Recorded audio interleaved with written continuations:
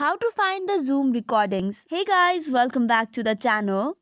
If you want to record on Android devices for Zoom and check the recordings, here is how you can do it. First of all, if you have paid accounts, then you can use the cloud recording.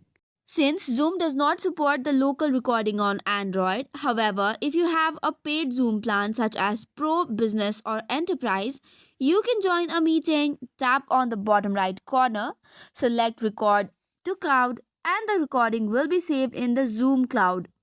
This can be accessed by going to zoom.com and under recordings you can find all of it.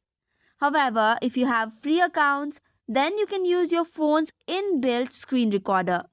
To do so, you can swipe down the screen recorder from the quick settings.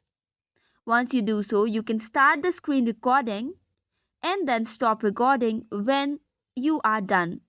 This way, the video should be saved in the gallery and you can access it whenever you like.